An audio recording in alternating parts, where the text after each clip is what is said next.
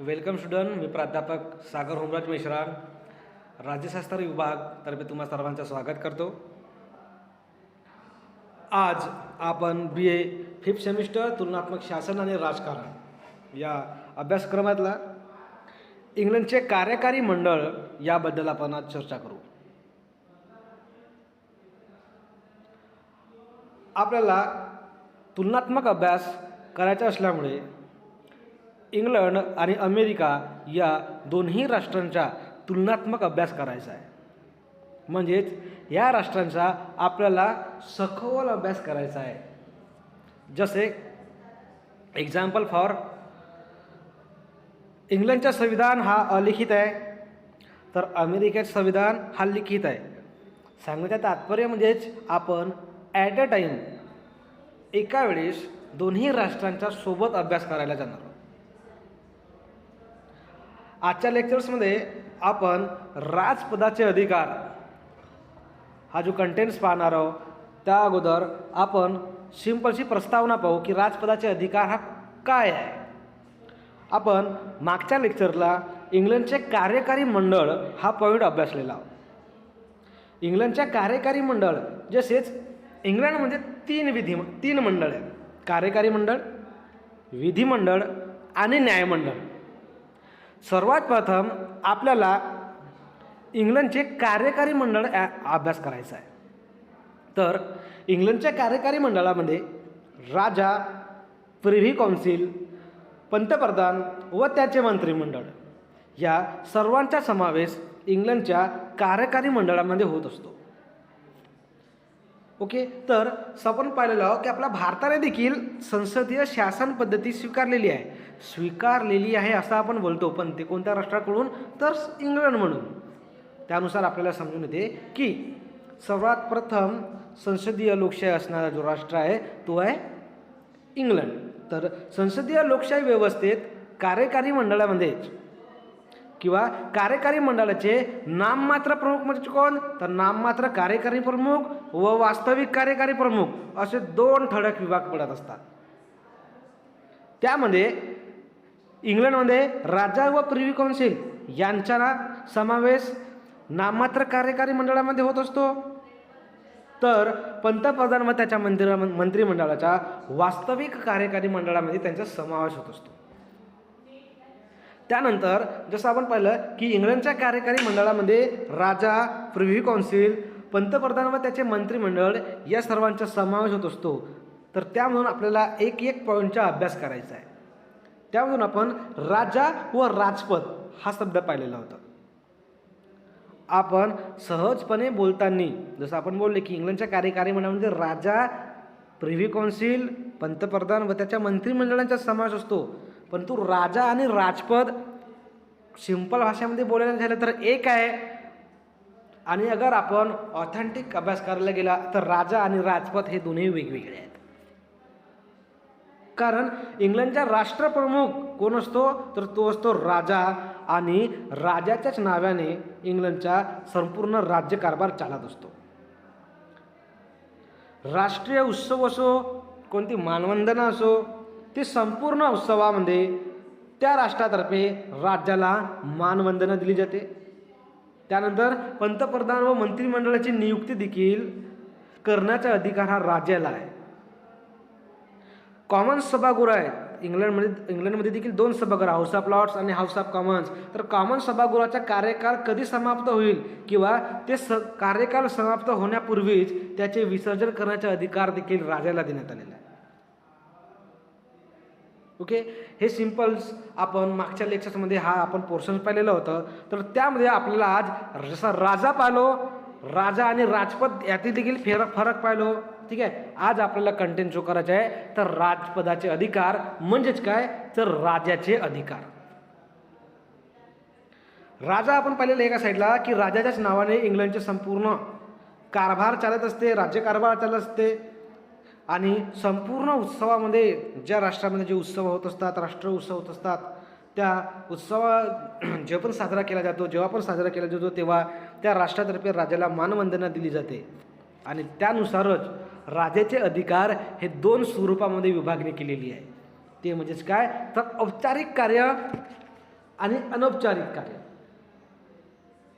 औपचारिक कार्य म्हणजेच काय, तर औपचारिक कार्यामध्ये राजाला काय तर मंत्रिमंडळाला सल्ला देणे, मंत्रिमंडळाला उत्तेजन देणे, मंत्रिमंडळाला इशारा किंवा ताकीद देणे, हे संपूर्ण पॉईंट राजाच्या अनौपचारिक कार्यामध्ये येत असतात.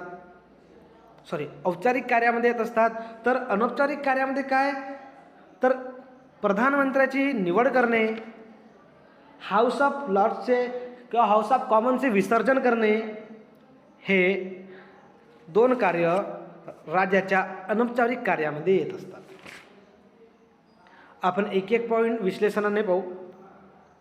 की आपण पाहिलं की इंग्लंडमध्ये संसदीय पद्धती अस्तित्वात आहे आणि त्या संसदीय पद्धतीमध्येच लोकशाहीकरणाच्या प्रक्रियेसोबतच राज्याचे अधिकार कमी होण्यास प्रारंभ झाला.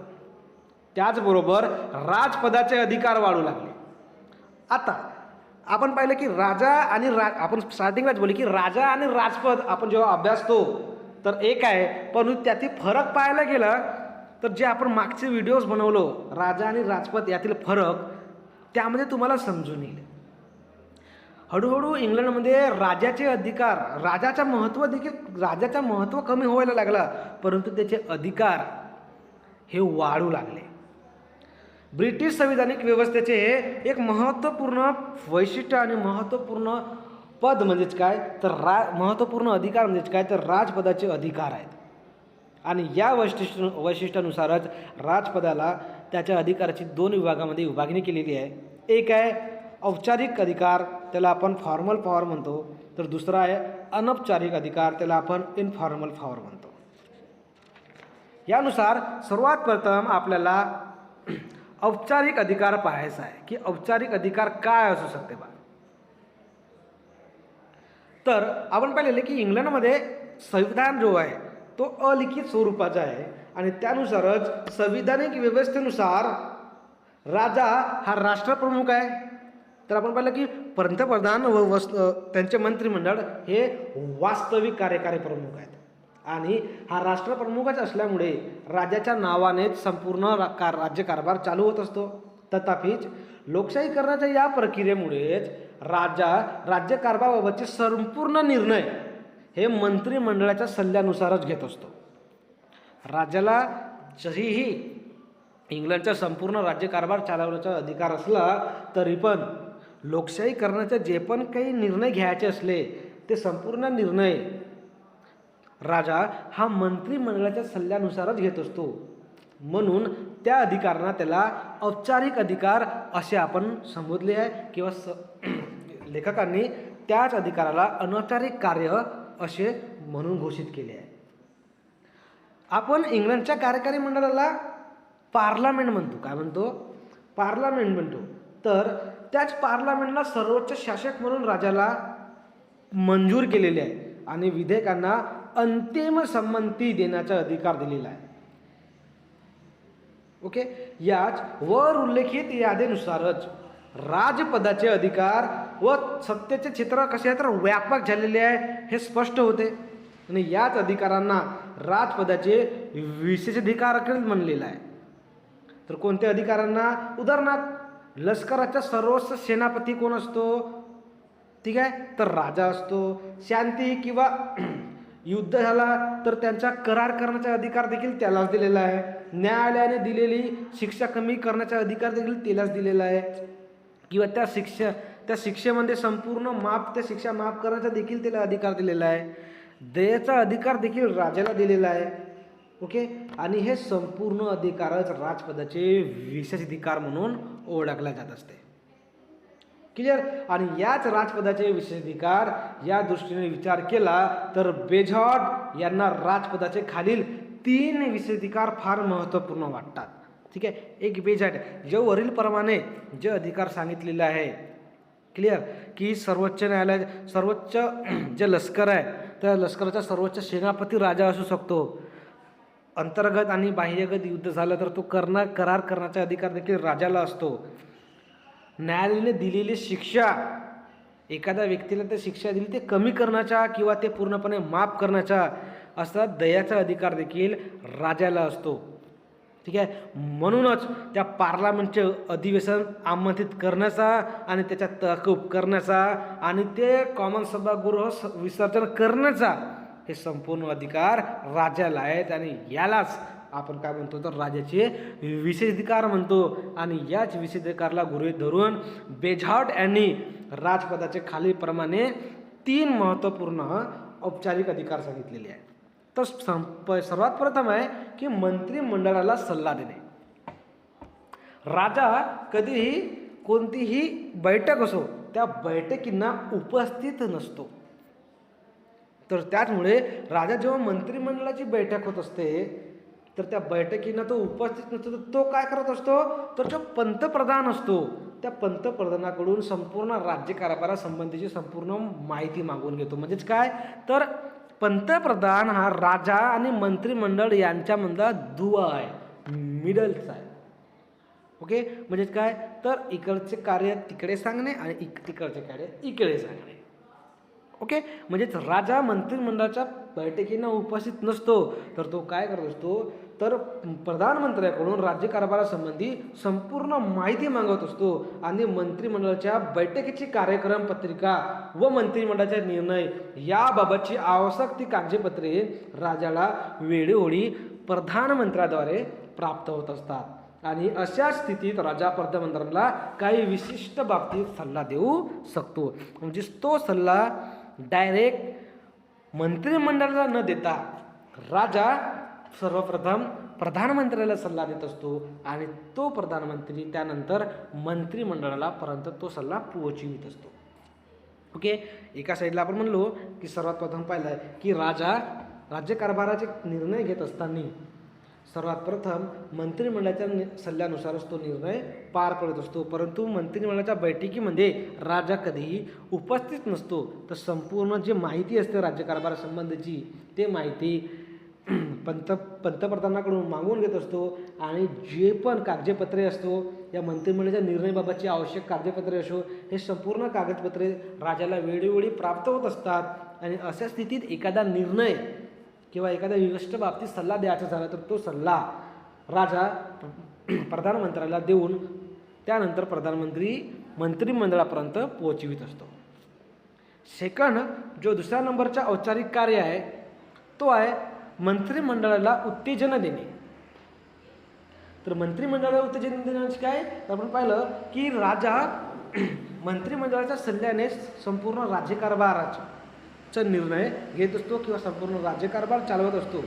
ठीक आहे, आणि त्या मंत्रिमंडळाला सल्ला देण्याप्रमाणे त्याला उत्तेजन देण्याचा अधिकार देखील राजाला आहे. उत्तेजन देणे, प्रोत्साहन देणे. निवडणुकीनंतर बहुमत प्राप्त पक्षाचेच मंत्रिमंडळ निर्माण होते. आपल्या भारतामध्ये देखील तेच शासन पद्धती आहे आणि इंग्लंडमध्ये देखील तेच शासन पद्धती आहे. म्हणजे काय तर हाऊस ऑफ कॉमन्स या सभागृहाला ज्या पक्षाला सर्वात जास्त बहुमत प्राप्त होत असतात त्या पक्षाचा नेता हा प्रधानमंत्री म्हणून घोषित केला जातो. आणि नेता अगर प्रधानमंत्री म्हणून घोषित केला जातो तर तो प्रधानमंत्री आपला पक्षाचेच बहुमत पक्षाचेच मंत्रिमंडळ निर्माण करत असतो. म्हणून दिलेला आहे की निवडणुकीनंतर देखील बहुमत प्राप्त पक्षाचे मंत्रिमंडळ निर्माण होतो आणि ते मंत्रिमंडळ काय तर सत्ताधारी राजकीय पक्षात बदल होऊ शकतो. ठीक आहे, म्हणजे काय तर त्याच्या हाती पॉवर बँक येऊ शकतो. परंतु राष्ट्रप्रमुख असणाऱ्या व्यक्तीमध्ये त्याच्या मृत्यूपर्यंत कोणीही येऊ शकत नाही. एखादा व्यक्ती राजा आहे इंग्लंडमध्ये तर त्याच्या मृत्यूपर्यंत किंवा तो जेव्हापर्यंत आपला पद त्याग करत नाही स्वतःहून त्यापर्यंत त्याच्या पदावर कोणताही दुसरा व्यक्ती येऊ शकत नाही किंवा त्याच्या पदामध्ये कोणताही बदल होत नाही. यामुळेच राजकीय अनुभव या आधारावर राजा हा मंत्रिमंडळाचा मार्गदर्शक तसाच सल्लागार होऊ शकतो. तिसरा जो आहे पॉइंट अनौपचारिक अधिकाराचा तो आहे मंत्रिमंडळाला इशारा किंवा ताकीद देणे. म्हणजेच काय तर वॉर्न करणे, वॉर्निंग देणे.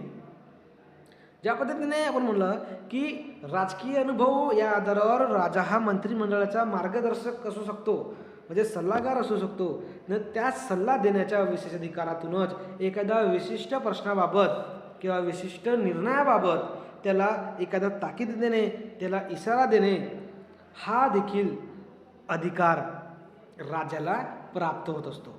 ठीक आहे, तो अधिकार प्रधानमंत्री देऊ शकत नाही, तर तो विचाराचा अधिकार किंवा एखाद्याचं वॉरंट देण्याचा अधिकार मंत्रिमंडळाला फक्त कोण, तर राजा देऊ शकतो. आणि त्या पंतप्रधानाच्या प्रत्यक्ष भेटीत राजा मंत्रिमंडळाने एखाद्या विशिष्ट प्रश्नावर निर्णय घेण्यासंबंधीचा किंवा न घेण्यासंबंधीचा इशारा ताकीद देऊ शकतो. म्हणजेच काय, आपण आधीच बोललो की प्रधानमंत्री हा राजा आणि मंत्रिमंडळ यांचा म्हटलं दुवा साधणारा आहे. म्हणजे प्रत्यक्षात एकामेकासोबत राजा आणि मंत्रिमंडळ यांची प्रत्यक्षात भेटगाठ न होता त्यांचे मिडलर जो आहे तो आहे प्रधानमंत्री. ओके, हे आहेत राजपदाचे अनौपचारिक अधिकार. काय आहेत, सॉरी, राजपदाचे औपचारिक अधिकार. आपल्याला आता दुसरा जो पॉईंट पाहायचा आहे तो आहे राजपदाचे अनौपचारिक अधिकार. ओके, तर आपण पाहिलं की कार्यकारी मंडळामध्ये त्या मंडळाची 2 विभागामध्ये विभागणी केलेली होती. एक कार्यकारी नाममात्र प्रमुख आणि दुसरा कार्यकारी वास्तविक प्रमुख. तर कार्यकारी नाममात्र प्रमुख म्हणजे राजाचा याचा समावेश झालेला होता. तर कार्यकारी वास्तविक प्रमुखामध्ये मंत्रिमंडळ, प्रधानमंत्री व त्याच्या मंत्रिमंडळ यांचा समावेश झालेला होता. तर अनौपचारिक अधिकारामध्ये तेच काय आपल्याला जेमतेम पॉईंट्स पाहायला मिळतील. म्हणजेच काय, तर प्रधानमंत्री, हाऊस ऑफ कॉमन्स, ठीक आहे, त्यानंतर मंत्रिमंडळ, असे काही राजकीय अधिकाराबाबतच राजाला स्वतःच्या इच्छेनुसार काही निर्णय घेता येतात. आता एका साईडला आपण म्हणतो की राजा हा सर्व सत्ताधिकारी असतो, त्याच्याच नावाने इंग्लंडचा संपूर्ण राज्यकारभार चालत असतो. परंतु आता जो आपण राजाचा अधिकार पाहिलो आणि राजाच्या अधिकाराचा अनौपचारिक अधिकारामध्ये आपण पॉईंट्स पाहिलो, तर त्यामध्ये आपण काय उल्लेख केलेला आहे की राजपदाच्या संपूर्ण जे अधिकार आहेत, संपूर्ण जे निर्णय आहेत, ते संपूर्ण निर्णय राजा हा मंत्रिमंडळाच्या सल्ल्यानुसारच घेत असतो. म्हणून त्याला आपण औपचारिक अधिकार म्हणतो. परंतु अनौपचारिक अधिकारामध्ये काय असतात, जे काही राजकीय अधिकार आहेत, त्या काही राजकीय अधिकाराबाबत राजाला स्वतःच्या इच्छेनुसार निर्णय घेता येतो. म्हणून या अशा अधिकारांच्या किंवा अशा निर्णयांच्या ज्या अधिकारामध्ये समावेश होत असतो त्या अधिकारांना आपण काय म्हणतो, तर अनौपचारिक अधिकार म्हणतो. आणि त्यानुसारच सर्वात प्रथम जो आहे अधिकार राजाला आपल्या स्वतःच्या इच्छेनुसार देण्यात आलेला आहे, का स्वतःच्या इच्छेनुसार घेऊ शकतो, तो आहे प्रधानमंत्र्यांची निवड. आता हा देखील जो पॉईंट्स आहे प्रधानमंत्र्यांची निवड करणे, हा देखील आपण एका पद्धतीने म्हणू शकतो की राजाला स्वतःच्या इच्छेनुसार घेण्याचा अधिकार आहे किंवा म्हणू शकत देखील नाही. आता का बरं म्हणू शकत नाही, जसं आपण पाहिलेलं आहे, पुढं पाहू की इंग्लंडमध्ये 2 सभागृह आहेत, हाऊस ऑफ लॉर्ड्स आणि हाऊस ऑफ कॉमन्स. तर प्रधानमंत्र्यांची निवड होत नाही, तर त्यांची निवडची प्रोसिजर काय असते, तर हाऊस ऑफ कॉमन्स या सभागृहात ज्या पक्षाला सर्वात जास्त बहुमत प्राप्त होत असतो त्या पक्षाचा नेता किंवा त्या पक्षाचा नेतागण हा प्रधानमंत्री म्हणून नियुक्त होत असतो किंवा त्या नेतागणाला प्रधानमंत्री म्हणून राजा नियुक्ती करत असतो. ठीक आहे, म्हणजेच राजा फक्त नियुक्ती करतो, ऑलरेडी घोषित झालेला असतो. काय, तर हाऊस ऑफ कॉमन्स ज्या सभागृहामध्ये जास्तीत जास्त बहुमत प्राप्त झालेला असेल, ठीक आहे, त्याच नेत्याला प्रधानमंत्री म्हणून राजा नियुक्ती करतो. म्हणजे एका साईडला राजा नियुक्ती करण्याचा अधिकार आहे, परंतु एखाद्या व्यक्तीला किंवा एखाद्या वेळेस हाऊस ऑफ कॉमन्स या सभागृहामध्ये समान बहुमत पडले त्यावेळेस राजाला हा अधिकार देण्यात आलेला आहे की तो प्रधानमंत्री म्हणून कोणाला घोषित करण्यात यावा. बहुमत प्राप्त करणाऱ्या राजकीय पक्षाच्या नेत्यालाच प्रधानमंत्रीसाठी किंवा प्रधानमंत्री पदासाठी राजाने आमंत्रित केली पाहिजे असा काही राजकीय संकेत आहे. ठीक आहे, राजकीय संकेत असंच दिलेला आहे की हाऊस ऑफ कॉमन्स या सभागृहामध्ये ज्या पक्षाला बहुमत प्राप्त होईल त्याच पक्षाच्या नेत्याला राजा हा प्रधानमंत्री म्हणून राजपदावर किंवा प्रधानमंत्री पदावर आमंत्रित करेल. तथापि या संकेताकडे किंवा दुर्लक्ष करू शकत नाही की ज्या पक्षाचा नेता हा बहुमत प्राप्त करेल आपण त्याला प्रधानमंत्री न बनवणे, हा संकेताकडे आपण दुर्लक्ष बिलकुल करू शकत नाही. कारण काय, तर हाऊस ऑफ कॉमन्स या सभागृहात कोणत्याच राजकीय पक्षाला स्पष्ट बहुमत प्राप्त झालेच नाही, तर त्यावेळेस राजा स्वतःच्या प्रधानमंत्र्याची नियुक्ती घेण्याचा निर्णय घेतो. क्लिअर, म्हणजेच काय, तर सेम आहे ज्यावेळेस एखाद्या वेळेस हाऊस ऑफ कॉमन्स या सभागृहामध्ये ॲट अ टाईम काही पक्षांना समान बहुमत प्राप्त झाले, त्यावेळेस राजाला हा अधिकार देण्यात आलेला आहे की कोणत्या पक्षाच्या नेत्याला प्रधानमंत्री म्हणून नियुक्ती करायच्या. ठीक आहे. आणि सामान्यतः हाऊस ऑफ कॉमन्स या सभागृहात ज्या नेत्याला बहुमताचा पाठिंबा मिळतो आणि त्याच पक्षालाच प्रधानमंत्री हा पद राजाद्वारे त्या पदावर त्याला आरूढ किंवा त्या पदावर त्याला नियुक्ती केली जाते. आणि त्यामुळेच इंग्लंडमध्ये ही द्विपक्ष पद्धती आहे. किती पक्ष पद्धती आहे? तर द्विपक्ष पद्धती, हुजूर आणि मजूर असे दोन पक्ष आहेत. यामुळेच स्वतःचा निर्णय घेऊन प्रधानमंत्री नियुक्ती करण्याची संधी अपवादात्मक आहे. ओके, हा झाला राजपदाचे अधिकार म्हणला अनौपचारिक कार्याचा पहिला पॉईंट. त्यानुसार आपण दुसरा पॉईंट बघू की हाऊस ऑफ कॉमन्सचे विसर्जन. आता हाऊस ऑफ कॉमन्सचे विसर्जन करण्याचा अधिकार हा इंग्लंडच्या राजाला आहे. कोणाला आहे? तर राजाला आहे. इंग्लंडमध्ये दोन सभागृह आहेत, एक हाऊस ऑफ लॉर्ड्स आणि एक आहे house of commons. House of कॉमन्सचे विसर्जन करण्याचा अधिकार राजाला देखील असला तरी निश्चित कार्यकाल किंवा मुदत संपण्यापूर्वीच हाऊस ऑफ कॉमन्सचे विसर्जन करण्याचा अधिकार किंवा तो निर्णय घेण्याचा अधिकार मंत्रिमंडळाला आहे. क्लिअर? काय म्हणलं मी? जसं आपण स्टार्टिंगला पाहिलं की हाऊस ऑफ कॉमन्स जेव्हा आपण तर विशेषाधिकार पाहिलं, राजाचे काय पाहिलं? विशेषाधिकार. तर राजाच्या विशेषाधिकारामध्ये आपण पाहिलेलं होतं काय की तो म्हणजेच कोण? तर राजा हाऊस ऑफ कॉमन्सचं विसर्जन देखील करू शकतो त्यावेळेस. परंतु आपण जेव्हा आठवंतिक पद्धतीने पाहतो तर हाऊस ऑफ कॉमन्सचा कार्यकाल किंवा त्याची मुदत संपण्यापूर्वीच हाऊस ऑफ कॉमन या सभागृहाचे विसर्जन करण्याचा अधिकार किंवा तो निर्णय घेण्याचा अधिकार मंत्रिमंडळाला आहे. तथापि या संदर्भात मंत्रिमंडळाने घेतलेल्या निर्णयाला राजपदाची अंतिम मान्यता असायला पाहिजे किंवा राजपदाची अंतिम मान्यता प्राप्त होणे आवश्यक आहे. म्हणजे काय?